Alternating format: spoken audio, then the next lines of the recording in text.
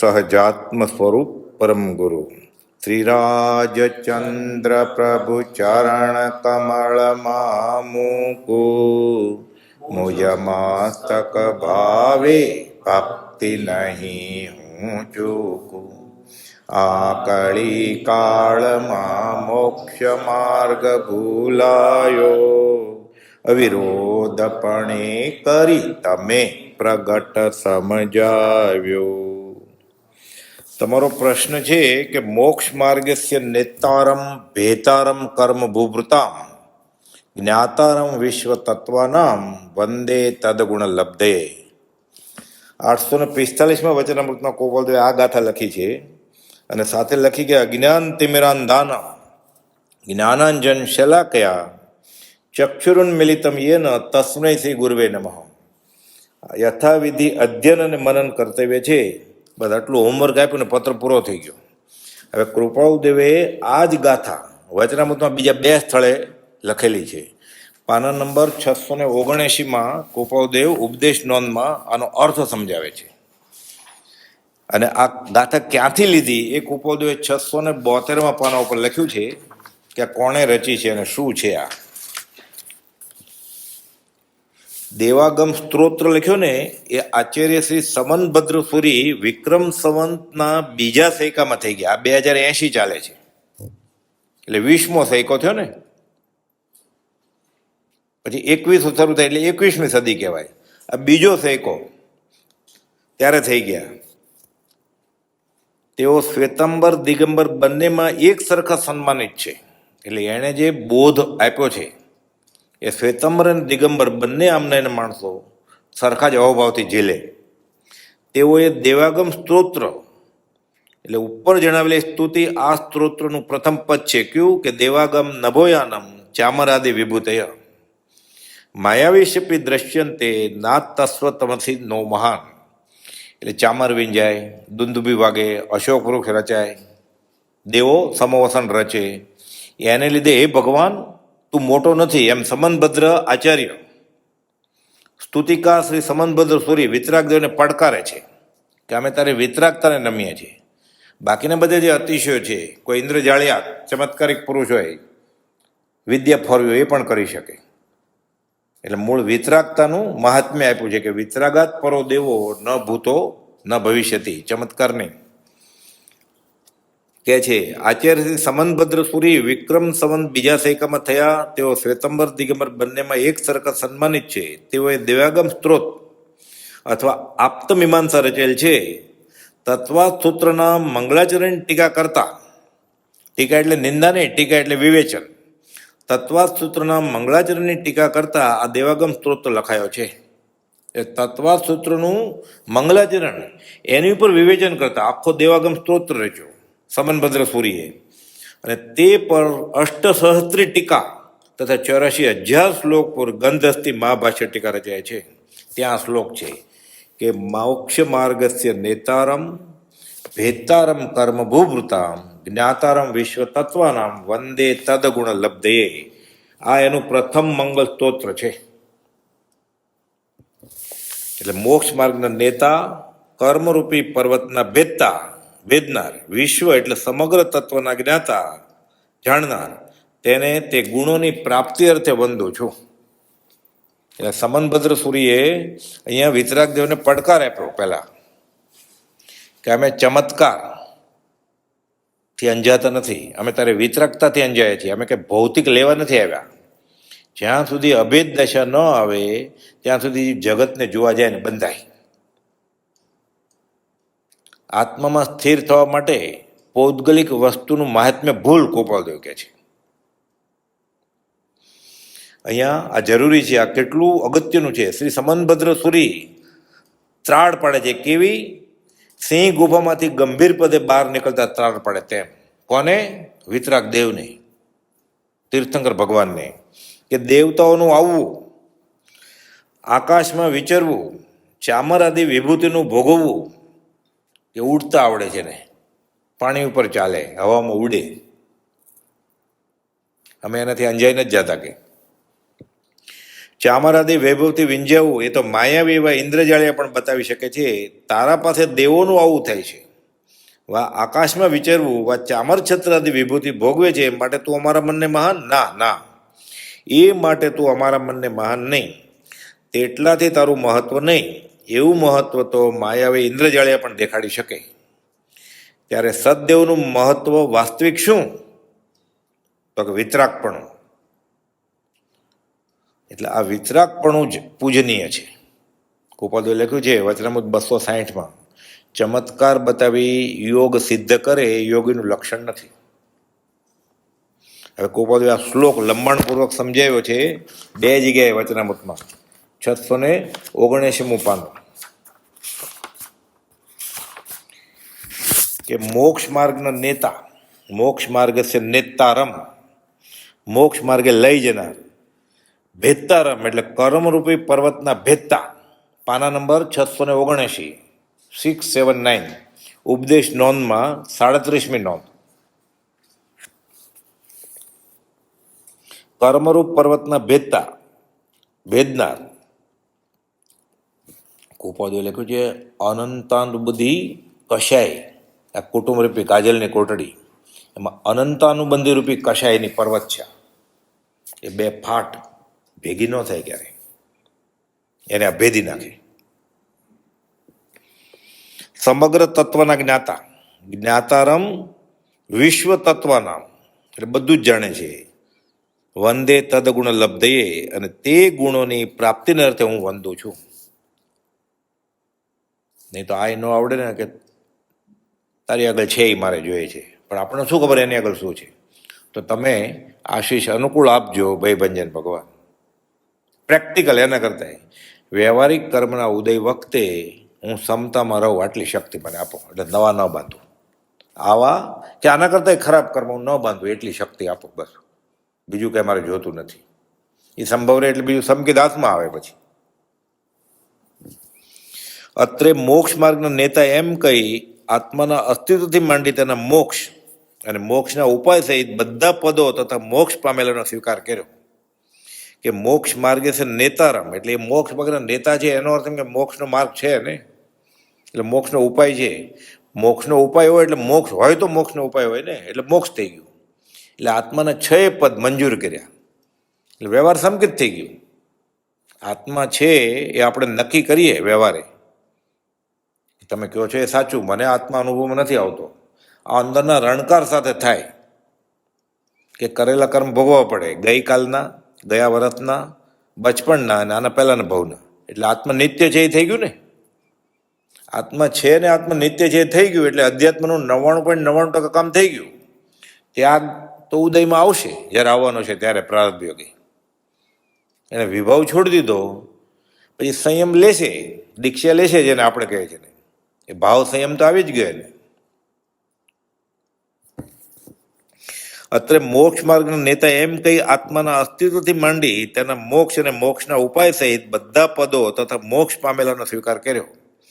તેમજ જીવ અજીવ આદિ બધા તત્વોનો સ્વીકાર કર્યો. જીવનો મોક્ષ હોય કે જીવ નિત્ય હોય, બીજી જડ વસ્તુ છે ને એને મોક્ષ નથી, તો એનો સ્વીકાર થઈ ગયો ને. એટલે જીવ અજીવનો ભેદે સ્વીકાર્યો એને. આ તત્વ છે. તેમજ જીવ અજીવ આદિ બધા તત્વોનો સ્વીકાર કર્યો. મોક્ષ બંધની અપેક્ષા રાખે છે. મોક્ષ ક્યારે થાય? બંધ હોય તો ને. તો મોક્ષ થતો જ ન હોય તો બંધને ગુનો શા માટે ગણાય? પછી એ તો એમાં સ્વભાવ છે ભાઈ, બધા બંધાયેલા જ રહેશે અને દુઃખી થયા કરશે. તો ખરું સુખ ક્યાં હશે જ નહીં. તો જ્ઞાનીએ શોધ્યું કે ખરું સુખ છે. એટલે કહે છે કે મોક્ષ બંધની અપેક્ષા રાખે છે. બંધના કારણો, આસ્ત્રવ, પુણ્ય પાપ અને બંધાનાર એવા નિત્ય અવિનાશી આત્માની અપેક્ષા રાખે છે. હવે એકવાર એમ કહીએ કે ભેત્તારમ કર્મ ભૂભૃતામ એટલે કર્મને તોડી નાખે છે. એટલે કર્મ જેવી કંઈક વસ્તુ થઈ ને, એને તોડવાની વાત છે. એટલે એ તો પોતે નથી, એ જીવ નથી. અને ભેત્તારમ એટલે એનો ઉપાય છે ને, એનો ઉપાય છે એટલે મોક્ષ છે, અને મોક્ષનો ઉપાય છે. એટલે કહે છે બંધના કારણો, આશ્રવ, પુણ્ય પાપ અને બંધાનાર એવા નિત્ય અવિનાશી. પણ બંધાણો કોણ? ભેતારમ કર્મ ભૂતામ એટલે કર્મને ભેદી નાખે અને આત્મા છૂટો થાય એટલે કોણ છૂટો થાય? આત્મા. એટલે એનો અર્થ એમ કે આત્મા નામની વસ્તુ છે, એટલે આત્માના અસ્તિત્વનો અને નિત્યત્વનો સ્વીકાર કર્યો. એવા નિત્ય અવિનાશી આત્માની અપેક્ષા રાખી છે. તેમજ મોક્ષના માર્ગની, સંવરની, નિર્જરાની, બંધના કારણો ટાળવાનો ઉપાયની અપેક્ષા રાખે છે. એટલે આખો મોક્ષ માર્ગ સ્વીકાર્યો, એટલે મોક્ષ માર્ગ સ્વીકાર્યો એટલે ધર્મની શ્રદ્ધા થઈ. જેણે આપ્યો એ ગુરુને સ્વીકારે એટલે ગુરુની શ્રદ્ધા થઈ. અને આ તો કોણ છે? મોક્ષ માર્ગના નેતા છે, એટલે દેવાદિદેવ છે, એટલે દેવ ગુરુ ધર્મની શ્રદ્ધા થઈ, એટલે સંકેત થયું એને. જેણે માર્ગ જોયો, જાણ્યો, અનુભવ્યો હોય તે નેતા થઈ શકે. મોનિટર કોણ થાય? નેતા કોણ થાય? બતાવે કોણ રસ્તો? પામેલો પમાડે ને. જેણે રસ્તો જોયો છે એ બતાડે, જેણે જોયો જ નથી શું બતાડે? જેણે માર્ગ જોયો, જાણ્યો, અનુભવ્યો હોય તે નેતા થઈ શકે. એટલે મોક્ષ પગના નેતા એમ કહી તેને પામેલા એવા સર્વજ્ઞ, સર્વદર્શી વિતરાગનો સ્વીકાર કર્યો. એટલે સતદેવની શ્રદ્ધા થઈ. અને આ મોક્ષ માર્ગના નેતા એ વિશેષણથી જીવ અજીવાદી નવે તત્વ, છય દ્રવ્ય, આત્માના હોપણ આદિ છય પદ અને મુક્ત આત્માનો સ્વીકાર કર્યો. એટલે અધ્યાત્મ એને તહત્તી કર્યું કે આ બધું બરોબર છે. આ થાય પછી એને અધ્યાત્મમાં મુસાફરી શરૂ થાય કે જીવ જીવ્યા જ કરે, જીવ્યા જ કરે, જીવ્યા જ કરે એમ જીવ. એટલે અત્યારે છે તો પહેલા હતો અને ભવિષ્યમાં હશે. એટલે પૂર્વભવની પ્રતીતિ થાય પ્રત્યક્ષ અનુભવમાં અથવા તો પરોક્ષ છે, ઇનડાયરેક્ટલી, કે તમે કહો છો એ સાચું છે, ભલે મને એ કોઈ ભાવ દેખાતા નથી, તમારી વાત ઉપરથી, બોધ ઉપરથી એમ લાગે છે આવું હોય, પછી જ અધ્યાત્મની શરૂઆત થાય. પૂર્વભવ છે એવું પ્રત્યક્ષ કે પરોક્ષ જ્યાં સુધી નિર્ધાર કરવામાં ન આવે ત્યાં સુધી અધ્યાત્મમાં એનો પ્રયાસ, એની મહેનત બધી ઢચુપચું હોય. હશે કે નહીં, હશે કે નહીં, સંકલ્પ વિકલ્પ વાળી હોય. એટલે અખંડ આત્મજ્ઞાન તો હોય જ નહીં એને ક્યારેય. વચનામૃત 64માં ગોપાલ આ સિદ્ધાંત મૂક્યો છે કે પૂર્વભવ છે આવું પ્રત્યક્ષ કે પરોક્ષ માનવામાં આવે પછી જ એને અધ્યાત્મની મુસાફરી શરૂ થાય. નહીં તો ધર્મ પ્રયત્ન પણ શંકા સહ હોય કે એનું ફળ હશે કે નહીં. હવે આત્મા છે જ નહીં તો પછી શું હવે? આ બહુ મીઠા તો પરભો કોને દીઠા? એટલે ખરેખર પહેલાં એ મનાય કે આત્મા નિત્ય છે, પછી જ અધ્યાત્મની શરૂઆત થાય. એટલે આમ નિત્ય છે હોય તો નિત્ય હોય ને, એટલે આત્મા છે ને આત્મા નિત્ય છે, એટલે આમ તો વ્યવહાર સંકિત થાય ને પછી કર્મની નિજરે શરૂ થાય. ત્યાં સુધી નહીં કરવો એમ નહીં, એ મેળવવા માટે, એ પામવા માટે મહેનત કરવાની, સતત અશુભ છોડી શુભમાં રહેવાનું, શુદ્ધના લક્ષ્ય. જેણે માર્ગ જોયો, જાણ્યો, અનુભવ્યો હોય તે નેતા થઈ શકે. એટલે મોક્ષ માર્ગના નેતા એમ કહી તેને પામેલા એવા સર્વજ્ઞ, સર્વદર્શી વિતરાગનો પણ સ્વીકાર કર્યો. આ મોક્ષ માર્ગના નેતા એ વિશેષણથી જીવ અજીવાદી નવે તત્વ, છયે દ્રવ્ય, આત્માના હોપણ આદિ છયે પદ અને મુક્ત આત્માનો સ્વીકાર કર્યો. મોક્ષ એટલે છે, મોક્ષ એટલે મુક્તાત્મા છે એમ. મોક્ષ માર્ગ ઉપદેશવાનું, તે માર્ગે લઈ જવાનું કાર્ય દેહધારી સાકાર મુક્ત પુરુષ કરી શકે. એ પ્રશ્ન પૂછે અને જવાબ આપે, બોલે, મન વચન કાયના યોગ હોય તો સાકાર પરમાત્મા જોઈએ ને. નિરાકાર પરમાત્મા બોલતા તો છે નહીં, લખતા તો છે નહીં, આપણો કાન તો પકડવાનું નથી. એટલે ઉપકારી કોણ? હાથ પગવાળા ગુરુજી. એટલે સાકાર પરમાત્મા. એટલે કહે છે મોક્ષ માર્ગને ઉપદેશવાનું કાર્ય, તે માર્ગે લઈ જવાનું કાર્ય દેહધારી સાકાર મુક્ત પુરુષ કરી શકે, દેહ રહિત નિરાકાર ન કરી શકે. એટલે અનંત 24 કે અનંત જીવ મોક્ષે ગયા છે એ કેવી રીતે બોધ આપે આપણને? અહીંયા હતા ત્યારે સાકાર પરમાત્મા હતા ત્યારે બોધ આપ્યો. હવે આકાશમાં ભગવાનની પ્રાર્થના કર્યા કરે, મોક્ષ પામ્યા છે એની, એ જ ભાવથી પ્રત્યક્ષ પુરુષની પ્રાર્થના કરે તો વધારે લાભ થાય ને. ઓલા તો ઈશ્વર કરતા કોઈ નહીં, ઈશ્વર શુદ્ધ સ્વભાવ, ક્યાં કરે તો અથવા પ્રેરક તે ગણે, ઈશ્વર દોષ પ્રવક્તો તો ગુનામાં આવે. કરવું, કરાવડાવવું, કરતા પ્રત્યે અનુમોદવું, મનથી વચનથી કાયાથી, એને છે જ નહીં. મન વચન કાયા જ નથી તો એને ભાવ મન એટલે આત્મા, દ્રવ્ય મને જળનો જ ભાગ છે. એટલે મોક્ષ માર્ગને ઉપદેશવાનું, તે માર્ગે લઈ જવાનું કાર્ય દેહધારી સાકાર મુક્ત પુરુષ જ કરી શકે, દેહ રહિત નિરાકાર ન કરી શકે. આમ કહી આત્મા પોતે પરમાત્મા થઈ શકે છે, મુક્ત થઈ શકે છે, એવા દેહધારી મુક્ત પુરુષ જ બોધ કરી શકે છે એમ સૂચ્યું. હવે આપણી જેવા જ હોય છે અને એ સાકાર પરમાત્મા આપણને બોધ કરે એટલે આપણી જેવા આત્મકવાળા છે એટલે એણે કચરો કાઢી નાખ્યો. એ પ્રમાણે આપણે કચરો કાઢી નાખીએ કર્મનો, તો આપણે સાકાર પરમાત્મા થઈ શકીએ ને. સીધો જૈસો જીવે જીવ સોય શિવોય, કર્મ મેલ કાંતરા બુજે વેરલા કોઈ.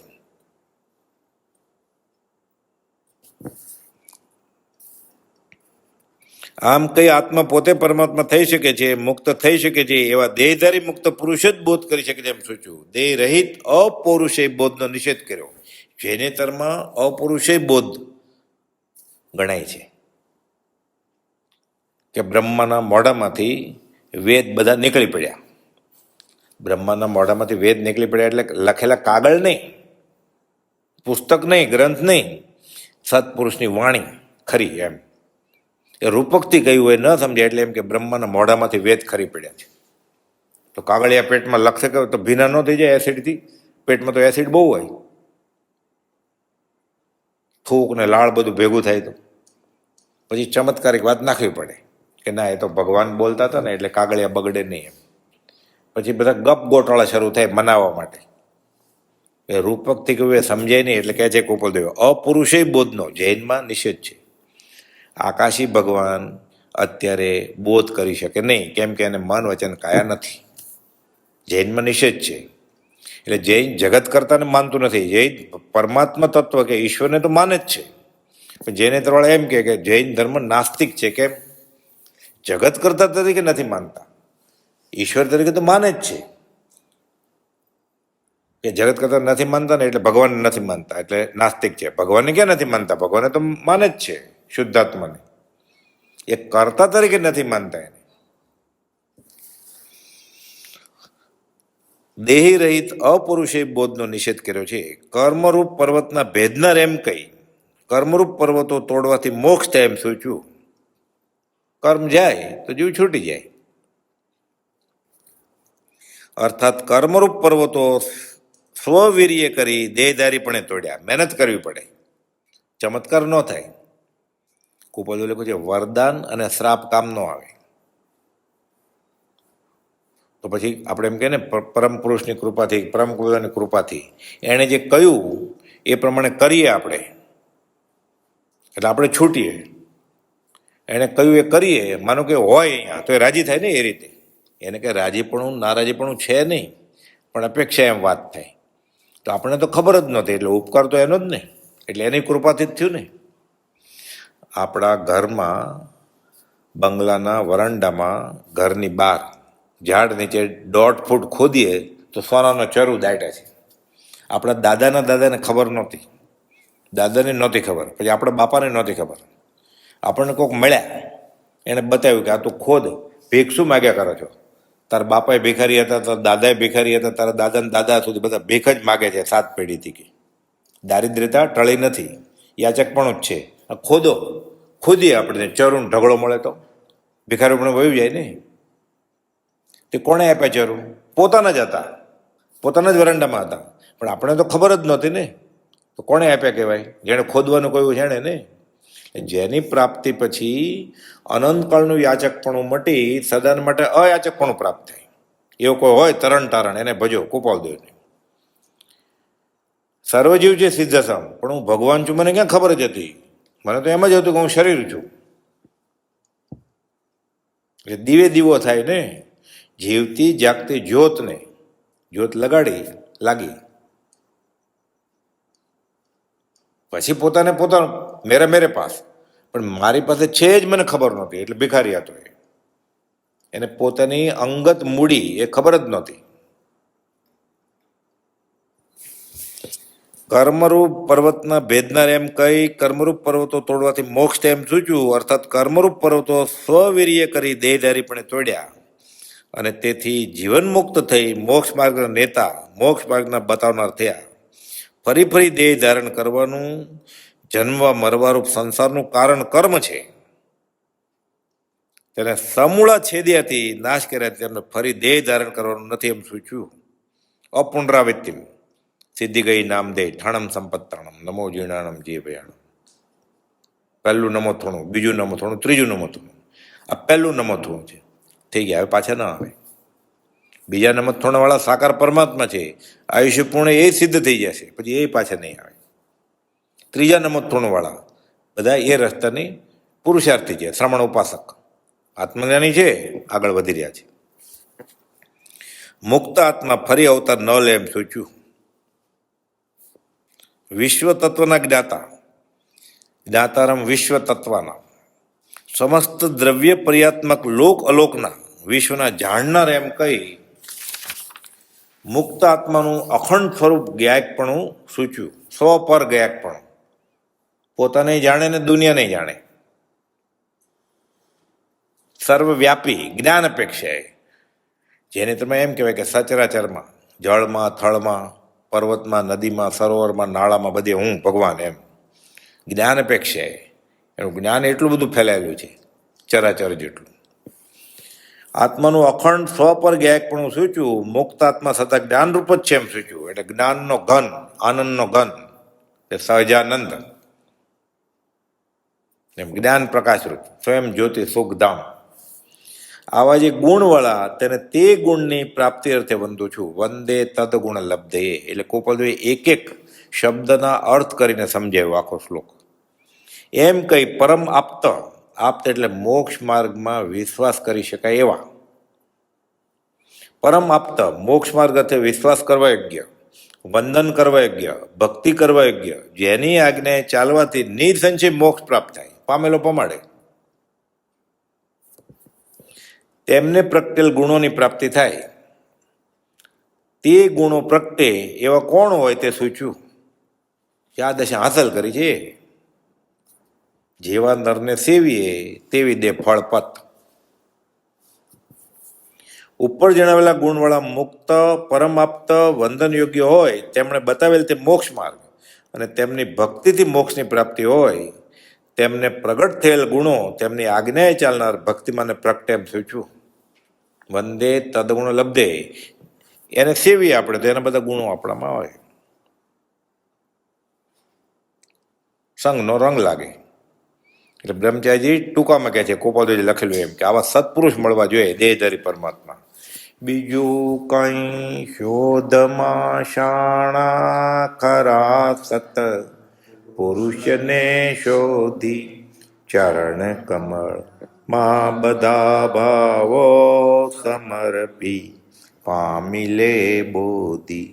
પછી જો મોક્ષ ના પામે અમારે આપવો એવું ઉતાર્યું માન જેવી મો કયું છે જ્ઞાનીએ કેવું.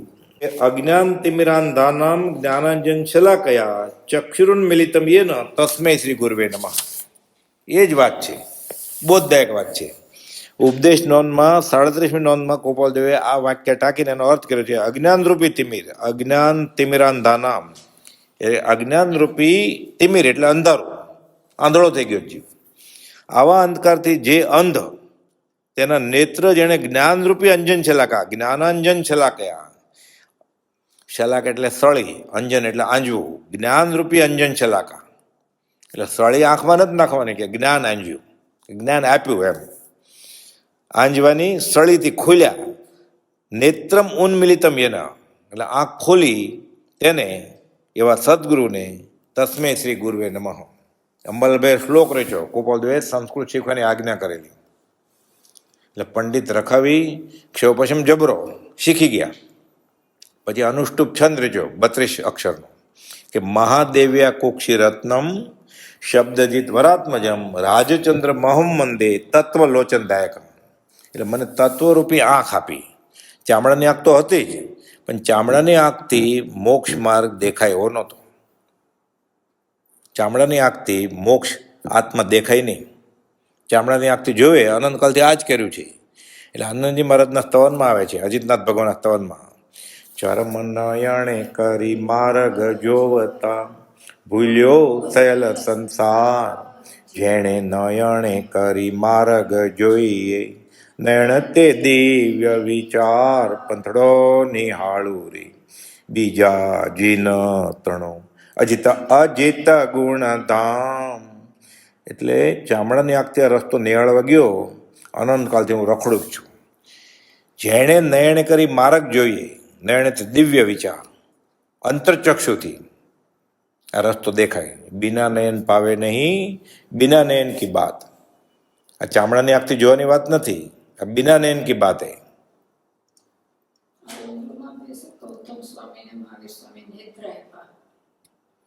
ગોપાલદેવે કહ્યું ને, 4 વેદ પઠન કરેલા એવા ઇન્દ્રપતિ ગૌતમને શ્રીમદ મહાવીર સ્વામીએ સમ્યક નેત્રો આપ્યા. એ વાંચતા જ હતા 4 વેદ. વેદ વ્યાસ ભગવાન ગણાતા હતા, પણ એને પોતાને આત્મા છે કે નહીં એ શંકા હતી. એ જ્ઞાનીએ અંજન છલાકા કરી, ભગવાન મહાવીરે આંખ ખોલી, એ જ વેદની રૂચાથી પછી ઇન્દ્રપતિ ગૌતમને આત્મા હાંસલ થયો. એટલે અંજન છલાકા કર્યું. એમ અંબાલાલભાઈનું ગોપાલદેવે અંજન છલાકા કર્યું, અંજન છલાકા. એમાંથી પછી જૈનેતરની પદ્ધતિ પ્રમાણે જૈનમાં અંજન છલાકાનો પ્રોગ્રામ આવ્યો. તીર્થંકરની મૂર્તિને પછી સળીને આંજણ એવું બધું કરી અને મૂર્તિને પ્રાણ પ્રતિષ્ઠા કરીને એવું બધું ચાલે, જેમ જૈનેતરમાં હતું એવું બધું. પછી એટલું બધું ઊંડું ઘૂસી જાય કે હવે ધર્મનો મૂળ ભાગ ગણવામાં આવે. અહીંયા ગોપાલદેવ કહે છે કે અજ્ઞાનરૂપી તિમિર, અંધકારથી જે અંધ, તેના નેત્ર જેને જ્ઞાનરૂપી અંજન છલાકા, આંજવાની સળીથી ખોલ્યા. આંજવાની સળી કઈ? જ્ઞાનરૂપી. આંખ આંજવી એમ નહીં. પછી એક ક્રિયા છે એ રહી જાય અને મૂળ વસ્તુ છૂટી જાય, એટલે સાપ ગયા અને લીસોટા રહ્યા જેવું થાય. તેવા શ્રી સદગુરુને નમસ્કાર. આ એનો અર્થ છે સહજાત્મ સ્વરૂપ પરમ ગુરુ. બોલો, કઈ પૂછવું હોય તો પૂછો. હજી ગોપાલદેવ પાછો આવો જ અર્થ બીજી જગ્યાએ કર્યો છે, આ જ છે, પણ અહીંયા લંબાણમાં છે. બીજું જે છે ને એમાં નવું કંઈ નથી કર્યું. 679 છે ને, મને લાગે 774 છે અને આમાં છે. હા, 774 જ છે, દેવાગમ નવયામાં વંદે તુજગુણ, એટલે એ જ છે બધું. એમાં ભેતારામ ઘણા બધા અર્થો ગોપાલદેવે 1થી વધારે વાર કર્યા છે વચનામૃતમાં, 15 જેટલી જગ્યાએ સરખી જ વસ્તુ 2 વાર લખી હોય. સંસારમાં રહેવું ને મોક્ષ થવા કહેવું એ અસંભવિત છે. વચનામૃત 153 લખ્યું, 86 લખ્યું, પછી 769 ને 771 ભગવાન તીર્થંકરના નિર્ગ્રંથિનીઓ. એવી રીતે આ ભાઈ મોક્ષ માર્ગ ને આ 2 વાર કહ્યું. પછી દેવાગમ નભોયાના 2, 774 ને 672 પાનો પર. આવી ઘણી બધી વસ્તુ એકને એક ડબલ જગ્યાએ છે. જેમ જ્યાં સુધી બને ત્યાં સુધી લૌકિક ને અલૌકિકમાં નહીં ઉચ્ચાર્યું, એ પાછું 2માં છે, 703 ને 704. લાંબા લાંબા પત્રો સરખા જ છે બધા, ઘણું છે એવું. બોલ, અમુક ભાવના આખી આખી આખી આખી ઉતારી જ ને મોક્ષમાળામાં ભાવના બોધમાં. કઈ? સંસાર પર, મોગરાપુત્ર ચરિત્ર અને સંસાર ભાવના બધું આખા પાઠ ડબલ છે. ઘણાને ખબર જ ન હોય. સનત કુમારનું ચરિત્ર, અનાથી મુનિ કે નમિની રાજ્ય છે, ભિખારીનો ખેદ ડબલ છે, આખો પાઠ જ ડબલ છે. આમાં કઈ ખબર જ ન હોય ઘણાને. બોલ, કે આ કયું છે સાચું છે, તો આપણે તો માનીએ છીએ સાચું છે, તો પછી સંકેત કહેવાય ને. એને એમ કહ્યું છે કે ચૂલો સળગે, એમાં આંગળી નાખે દાજી મરાય, પછી આપણે નાખીએ ના. આ શ્રદ્ધા છે એને, કે બળતા ચૂલામાં આંગળી નાખીએ તો દાજી જવાય. આ સાચી શ્રદ્ધા કહેવાય. જો એ ન નાખતો હોય તો, એ નાખે તો બળી મરે ને. એનો અર્થ એમ કે માયનો જ નહોતો, સાચી શ્રદ્ધા નહોતી એને. જ્ઞાનીએ કહ્યું કે બળતા ચૂલામાં આંગળી નાખીશ તો તું દાજી મરીશ, અને શ્રદ્ધા હોય તો કોઈ બળી મરવા માટે નાખે જ નહીં ને આંગળી, એ નાખે છે એટલે એને શ્રદ્ધા નથી. જ્ઞાનીએ ઘણી બધી વસ્તુ ન કરવી એમ કહ્યું છે, આપણે કરીએ છીએ. એટલે આપણે સાચી સમ્યક શ્રદ્ધા જ્ઞાનની સ્વીકારે એવી નથી. પણ જેટલે અંશે શ્રદ્ધા આવે એટલે અંશે અધ્યાત્મમાં આગળ વધી શકે. પ્રેમ પ્રમાણે પ્રભુ પ્રગટાવે, બ્રહ્મચારી કહે છે, પણ પૂરો પ્રેમ પ્રગટાવે પર પ્રેમ પ્રવાહ બળે તો મોક્ષ તણી નહીં વા. એટલે જેટલું ગોળ નાખીએ એટલું ગળ્યું થાય. ધીરે ધીરે ધીરે ગોકળ ગાયની ઝડપે જીવ આગળ વધતો જાય. પછી અનંતકાળના પરિભ્રમણથી રખડે છે. હવે આ રસ્તે સવળી આવે તો ધીરે ધીરે થાય. પરમ સત્સંગ મળી જાય, સત્સંગ મળી જાય સાચો આ કાળમાં તો જલ્દી જવાય. વહેલો ઉતાવળે જશે જલ્દી પહોંચશે મંજિલે, ધીરે ધીરે જશે તો પહોંચશે ખરો પણ થોડી વાર લાગશે. મોઢું સવળી દિશે થવું જોઈએ પહેલા, એ સમ્યક. પછી મોઢું જ ઊંધું છે અને પછી ધર્મની ક્રિયા કરે, ખોટે રસ્તે દોડે એટલે મૂળ ઓન ધ માર્ક પીટીના પિરિયડમાં હોય ને એનાથી દૂર વયો જાય. પેલા ઝીરો ઉપર આવશે પછી શરૂ થશે મુસાફરી અધ્યાત્મ. એટલે શ્રદ્ધા એ પાયો છે. પ્રભુજી કહેતા શ્રદ્ધા વગરના મીંડા, એકડા વગરના મીંડા. એમ કહેતા કે 5 મીંડા હોય અને એકડો હોય તો લાખ થઈ જાય ને. એકમ દશક 100 1000 10,000 લાખ એટલે એકડો ને 5 મીંડા. પછી કહેતા લાખ મીંડા લાખ ન થાય જો એકડો ન હોય તો. લાખ મીંડા કરે એકડો ન હોય તો બધા મીંડા શૂન્ય જ કહેવાય ને, એની કિંમત શૂન્ય જ ને. લાખને બદલે કરોડ મીંડા ભેગા થાય તોય કિંમત એની શૂન્ય જ. પણ 3 મીંડા હોય ને એકડો કરે તો 1000 થઈ જાય ને. એક જ મીંડું હોય તો 10 થાય. એક કોઈ મીંડું ન હોય તો ચાલે, એક તો થાય. અને લાખ મીંડા હોય તો કાંઈ ન થાય. એટલે એકડો એ પાયાની વાત છે શ્રદ્ધા.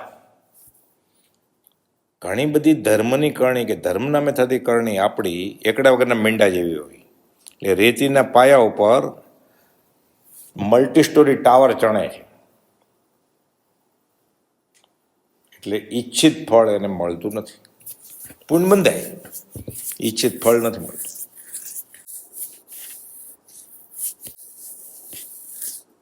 ટૂંકમાં ગોપાલદેવ વચનામૃતમાં કહ્યું છે ને, આ મોક્ષ માર્ગે નેતારમ બધું આ જ. કાંઈ બી વાત આવે ધર્મની આ છે. દેરાસરે યાન, સમચ્છિખરે યાન, પાલિતાણા યાન, અષ્ટપદે યાન, ગિરનાર યાન, ચંપાપુર યાન, પાવાપુર યાન. પૂજા કરવી છે, ફૂલ મૂકવું છે, ધોતિયું પહેરીને મૂકવાનું ગોપાલદેવને. ચંદન લગાડવું છે કરવા ગોપાલદેવને. આરતી ઉતારવી છે ગોપાલદેવને. દીવો કરવો છે ગોપાલદેવ.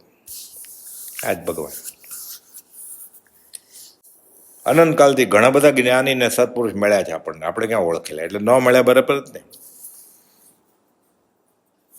આટલું થઈ જાય મરતા સુધી ચાલુ રહે તો છૂટી જાય 5-15 બહુમાં.